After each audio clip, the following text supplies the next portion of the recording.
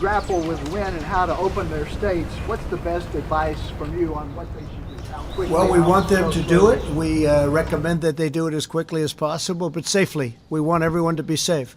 And I think you're seeing that. You're seeing a lot of governors get out and they want to open it up. Many are thinking about their school system. Not a long way to go in the school system right now for this season, for this year.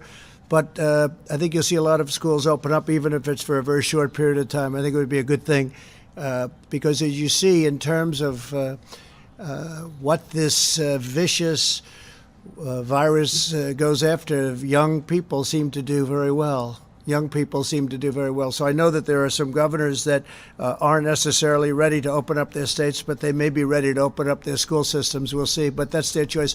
But the word is safety. Okay? Rapid, but safety. Yeah, please.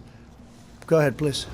Thank you, Mr. President. I have a question for you regarding one of the members of your coronavirus task force, and that's Secretary of HHS Alex Azar. Yeah.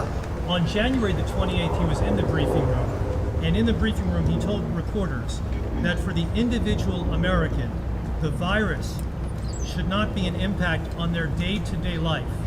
3 months later, more than 55,000 of our fellow Americans have now lost their lives. Mr. President, why is he still your top health advisor? Why is he still serving as the HHS secretary? Well, I think it's a very unfair question because you have many great professionals. Some of them you have great respect for. And you have many people in the other party. You mentioned Alex Azar, but you have many people in the other party that have said the same thing and with even more confidence. So a lot of people didn't get that right. I was very fortunate, whether it was through luck or whatever, that we closed the border. We put a ban on China other than our citizens coming in. We had our citizens. You can't keep out American citizens. You know, gee, you can't come back into your country. That's a little tough to do, but we put a ban on China. That was very fortunate. But I could tell you that Nancy Pelosi was dancing in the streets in Chinatown. She wanted to go, let's go out and party. Now, that was late into February, so you don't mention that, but you could mention that. Go ahead. Any other? Please, go ahead. Go ahead. Mr. President. He has not been in a briefing. Yeah, please, stand up. Since April the 3rd. Does that show confidence? You should have no complaints, please. Thank you, Mr. President. Yesterday, you retweeted someone who alleged that Democrats have quote, inflated the mortality rate of the coronavirus by underreporting the infection rate. Do you believe that's true, that there's some sort of conspiracy theory regarding the number of infections states are reporting?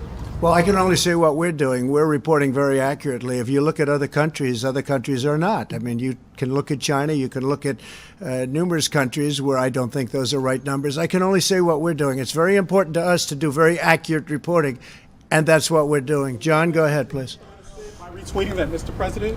Thank you, please. Mr. President, I wanted to ask you about the payment protection plan, the PPP plan to help small businesses. Yeah. There have been a lot of concerns today with the website just not working. In fact, we heard from the American Bankers Association saying that they are deeply frustrated and that until it's fixed, American banks will not be able to help struggling small businesses. Do you know? Well, I just came out and I hadn't heard. I heard there was a glitch. We'll find out whether or not that's so. Certainly, it did work out very well for the original amount of money. This is the second amount, and I'll find out about that. We're relying on the banks to go out and do an accurate job. Yeah, please, in the back. All the companies that get aid, Mr. President. Well, I wouldn't mind doing that. I don't know what the legal status of something like that. I would like to do that, as far as I'm concerned.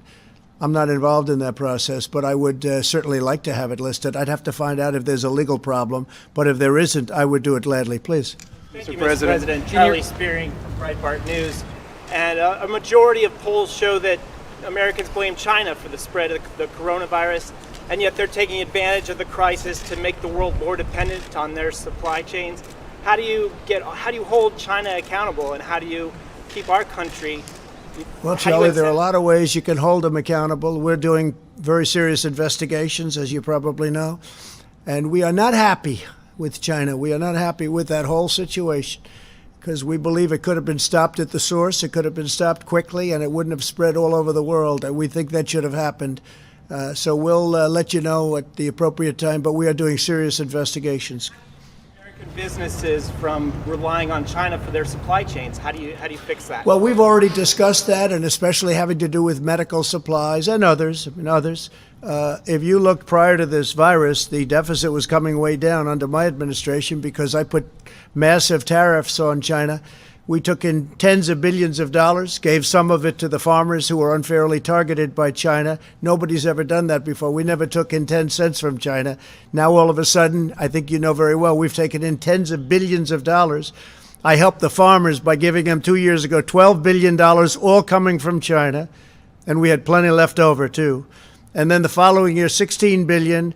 And this year, we're also going to help our farmers. But nobody's ever done a thing like that because they were targeted unfairly by China. So we're doing a very strong investigation, and we'll let you know what the result of that is.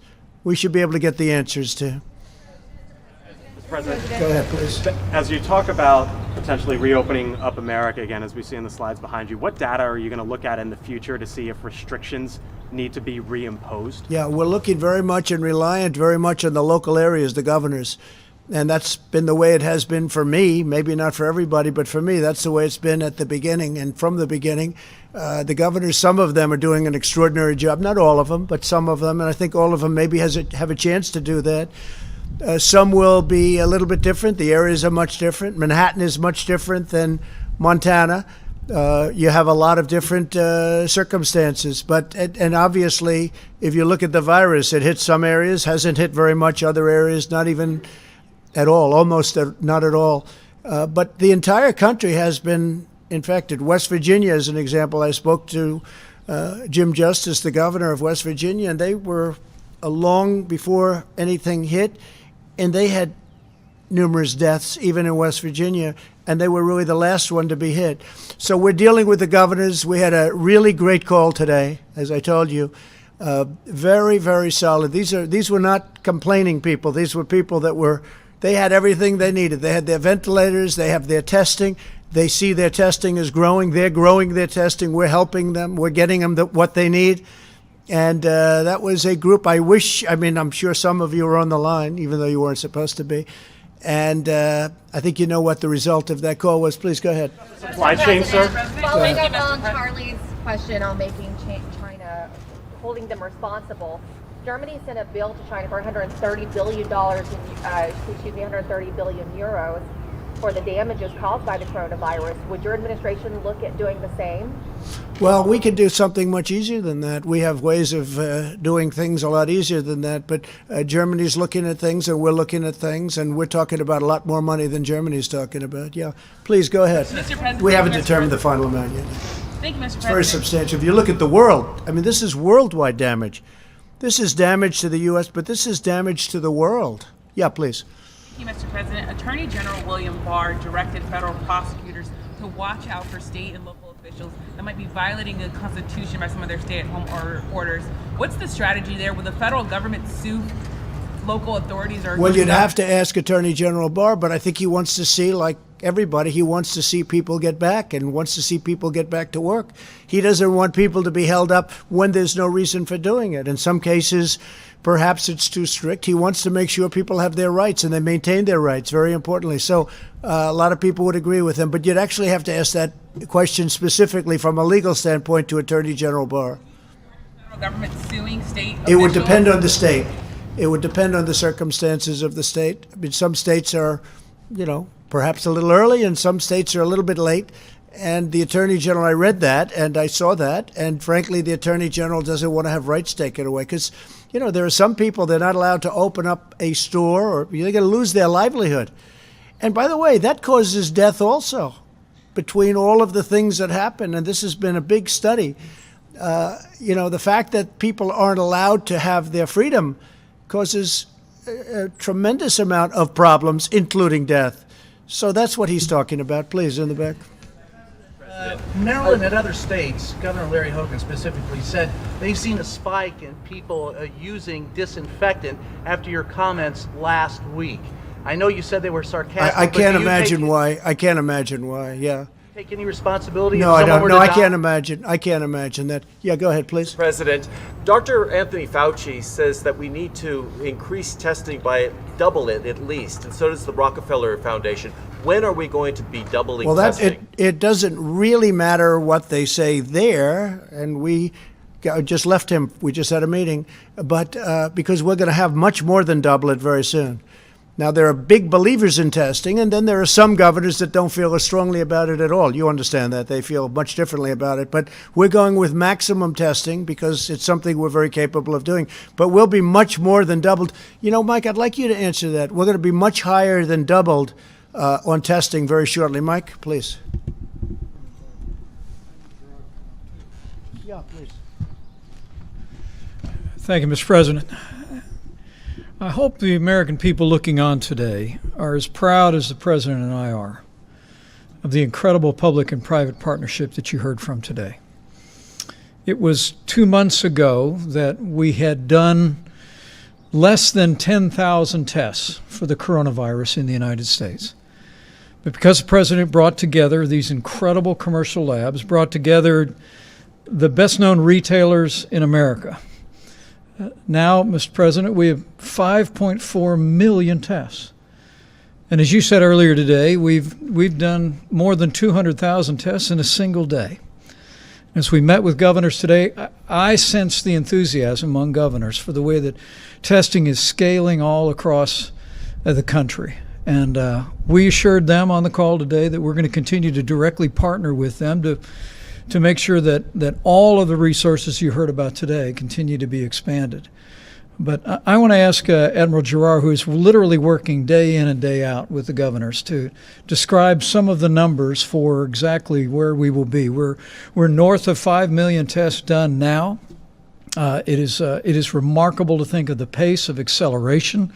But Admiral, maybe you could speak about exactly when we will reach the point that some of the experts say that they think we need to be at, whether that be 300,000 tests a day or 500,000 tests a day. But what's remarkable to me as a layperson, Mr. President, is because of this partnership you've forged, we're almost there, and we'll be there very, very soon for the American people. But everyone who is as anxious to see America reopen as this president and our entire administration are should know that the three-phased approach that the president outlined 10 days ago, we believe, and I believe increasingly governors understand around America, that we have a sufficient amount of testing today for every state that qualifies to enter phase one to begin to reopen their economies. But Mr. President, with your permission, I'll just ask Admiral Giroir to give some specific numbers about how quick, for all that we've done, how much more quickly you'll see an expansion of testing because of the partnership that you witnessed again here today. Thank you, Mr. President, Mr. Vice President. The number of tests that need to be done depends on the state level. You understand that places where there's high virus circulating will need many, many more tests. Places that do not have high virus circulating may need less tests. But let's just assume Dr. Fauci was talking about a 4 million per month number, which was sort of a week ago where we are. So we will, according to the governor's plans for next month, we will easily double that 4 million number. We will have over 20 million swabs that we're going to send out. We will have over 15 million tubes of media. We have all the tests matched, machine to machine, in a focused area. We've gone state by state and understand that. And this is not even including what you just heard, the 5 million per month tests by LabCorp and Quest, or the point of care test by Abbott, or all the other tests that are out there. So in May, we are going to be doing more testing in this country. And people talk about South Korea a lot. The states with the least amount of testing will double the overall cumulative number per capita that South Korea has done in 4 months, to give you that understanding. Go ahead, John. Sure, this sounds incredibly promising. Walgreens, CVS with the drive-through tests, the diagnostics agencies. But we sat here in the Rose Garden back on March 13, and these companies were here, some other companies were here. By my count, only 69 drive-through test sites have been set up by the companies that were here. I'm wondering if you, and of course, Mr. Vice President, back in early March, you said we'd be at 4 million tests by the following week. We're just now got there in the last few days. So what have you learned about what went wrong, a month and a half, or over the last month and a half, or 2 months, and what's going to go right now? What lessons have you learned from the mistakes over the last, month and a half or so? John, I appreciate the question, but it represents a misunderstanding on your part, and frankly, a lot of people in the public's part about the difference between having a test versus the ability to actually process the test. I mean, the truth was, when the president tapped me to lead the White House Coronavirus Task Force 2 months ago, we saw the production of lots of test kits going into the marketplace. But as the president has said many times, what he understood early on was the old system would never be able to process the tests at the massive volume that we would need in the midst of an epidemic. And that's why the president brought together these extraordinary commercial labs that you've heard from today, literally sat them down in the Roosevelt Room and said, we need you to turn all of your energies loose on doing the kind of high-speed testing that would be necessary for us to reach the numbers we're at today. And so there was no disconnect at all. There were lots of test kits out there, Admiral, and frankly, there still are today. There are literally millions of tests that could be run in the old-style, slow laboratory that are still conducting tests today, whether it be at the CDC or at state laboratories. But what the president brought about with this public-private partnership has brought us to the point where we've done 5.4 million tests to date, and literally you just heard that by next month we could be doing as many as 2 million tests a week all across the country to give the American people confidence that we can reopen and get our economy moving again. So when you said 4 million tests 7 weeks ago, you were just talking about tests being sent out, not actually being completed? I'm a little confused. John, I think precisely correct that in my first week on this job, we were informed that HHS, I believe IDT was the vendor, Admiral Giroir, that had distributed 1 million, was distributing another 4 million, and we believe they did. But again, those were tests that, frankly, but for the president's leadership, we'd still be waiting on those tests to be done in many cases, because they were tests that were designed to be run in the old laboratory model. But early on, at the president's direction, we brought in these incredible commercial labs. We partnered with these extraordinary retailers. And now we stand here today, literally one day last week, more than 200,000 tests in a single day. About the time that we were making those comments, we'd done less than 25,000 tests in the entire country. But we've met this moment with American ingenuity, with the incredible companies that are represented here, and we couldn't be more proud. Follow up, Mr. President. I think it's very important to know, and this you can get from any other country, I think, if they're being honest. Not only do we have the most testing in the world by far, but we have by far the best testing.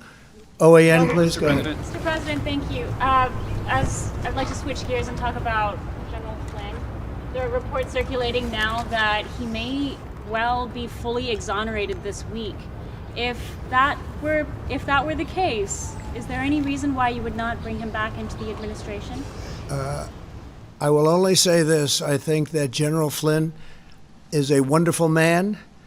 He had a wonderful career, and it was a disgrace what happened to General Flynn. Let's see what happens now. But what happened to General Flynn should never happen again in our country. What happened to other people should never happen again in our country. What happened to your President of the United States should never again be allowed to happen. Mr. President. Go ahead, please. Mr. President, thank you. Today, one of your top economic advisors, Kevin Hassett, he said that the U.S. is likely to experience a 20 to 30% decline in the GDP in the second quarter, the worst since the Great Depression. Do you agree with that assessment? I don't know, but I can tell you the third and the fourth quarter in particular are going to be, I think, spectacular. We were talking about it with the executives. I think we're going to have a phenomenal third quarter. Nobody, except one country can be held accountable for what happened. Nobody's blaming anybody here. We're looking at a group of people that should have stopped it at the source. But so what happens in second happens in second. What we are doing is, I think you're going to see a big rise in the third, but you're going to see an incredible fourth quarter, and you're going to have an incredible next year. I think you're going to have a recovery. Look, they were just telling me inside, and it's fact, I built the greatest economy with the help of 325 million people. I built the greatest economy in the history of the world. And one day, because of something that should have never been allowed to happen, we had to close our country. We had to close our economy. I built it. We had the best employment numbers and the best unemployment numbers for Hispanic American, for African American, for Asian American, for everybody. Best stock market numbers. And by the way, the stock market was up very substantially today. And people are seeing a lot of good things. A lot of very smart people investing in the stock market right now. It's at 24,000, approximately 24,000. And if you would have said, with the tragedy that this country had to endure and go through, with all of the death and the people that died and were so badly hurt by what happened, and you can only say God bless them, but if you would have said that our country would be in the position we're now, we're ready to move forward. We'll never forget loved ones. We'll never forget these great people that sacrificed for a reason of incompetence or something else other than incompetence, what happened at a point where they could have protected the whole world, not just us, the whole world. But we had the greatest economy ever in the history of our world, and I had to turn it off in order to get to a point where we are today. And now we're making a comeback, and I think we're going to have economically, from an economic standpoint, next year an unbelievable year. And I think that you're going to see a fantastic fourth quarter, and the third quarter will start to build. But the second quarter, obviously, you're going to have GDP lack of growth. I'm looking at the head of Walmart. What a job Walmart's done in going through something. I mean, they were doing yeoman's work, including getting us millions of really very, very protective outfits. And I mean, the job that Doug and Walmart did was incredible. Millions of outfits, and those are high quality. I've seen them. Those are high quality. That's what we need. So people have stepped up to the plate. I think we're going to have a really good, I think it's going to start building. I think it's going to build fast. I think it'll be a tremendous, tremendous comeback.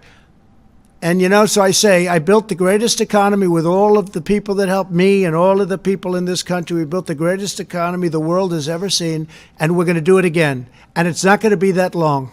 Okay. Yes, please, go ahead. Mr. President, opening up the country, how long will you keep up the travel restrictions for Europe?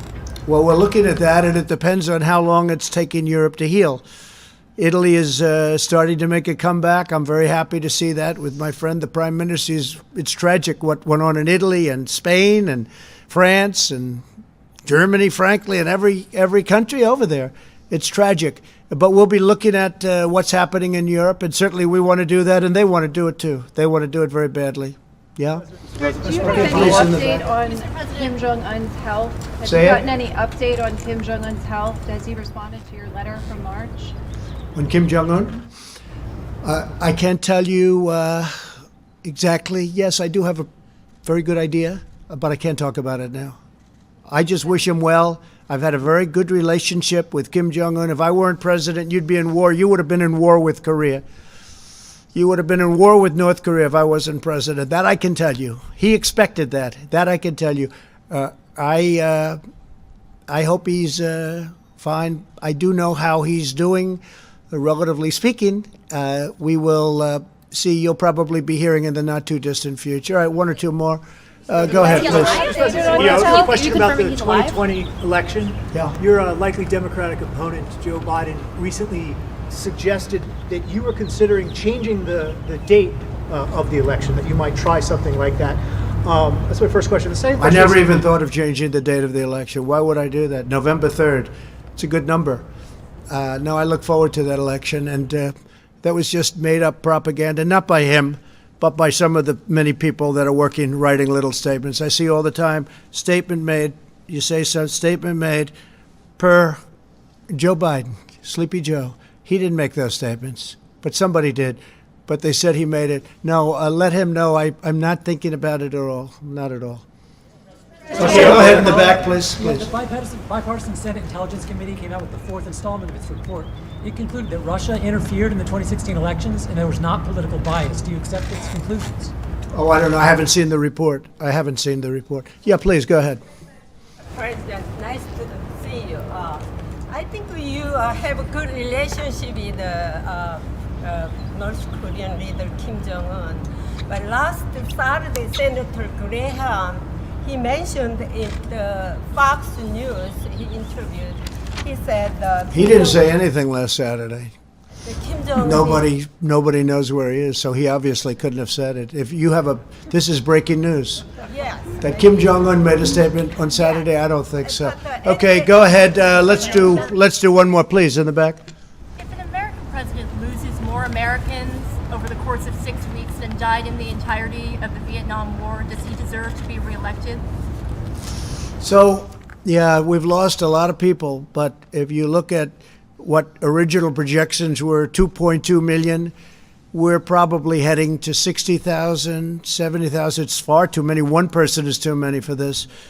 And I think we've made a lot of really good decisions. The big decision was closing the border or doing the ban, people coming in from China, obviously other than American citizens, which had to come in.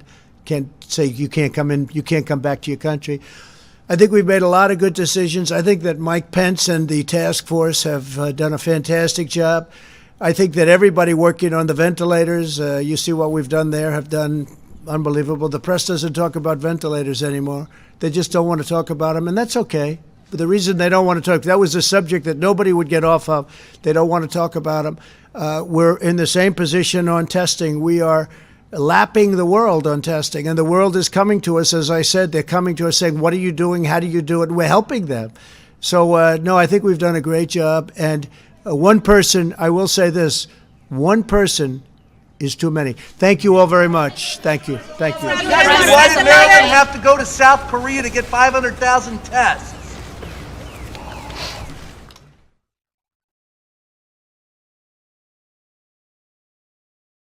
All right, folks. So the last fake news that you heard screaming at the president before he walked back into the Oval Office is that guy from Playboy. Now, why does Playboy have a press pass at the White House? That makes absolutely no sense to me. And I'm sure that it was Bill Clinton, the one that allowed that to happen back in the day. Playboy getting a press pass at the White House. That is the craziest thing I've ever heard. But that's who it was. It was that one weirdo from Playboy, the one that was screaming at the president as he was walking away from the lectern on the podium. So, if you guys want to get notified tomorrow for the next press briefing from the White House, President Trump press briefing for tomorrow, all you have to do is send a text message with the word Trump Live to the number 555-888. That way you get notified by us instead of YouTube. So once again, if you want to get notified by us instead of YouTube for tomorrow's press briefing live stream, all you have to do is text the word Trump Live to the number 555-888. Once again, if you want to get notified by us instead of YouTube, text the word Trump Live to the number 555-888. If you guys enjoyed our coverage, make sure you subscribe and you click that bell. It's extremely important, folks, because a lot of patriots, they are signing up to the notification list. They are signing up to our email list and following us on social media. But the same patriots are not subscribing to the channel. So make sure that you are subscribed. Make sure that the bell is on. It's extremely important. So if you are part of our list or you follow us on Twitter, make sure you subscribe to the channel. Make sure you subscribe and you click that notification bell, because a lot of patriots are signing up to our newsletters. They're signing up to our news notifications through text message. They are following us on Twitter, but not subscribing to the channel. So make sure you are subscribed. Make sure the bell is on, and I will see you guys here tomorrow.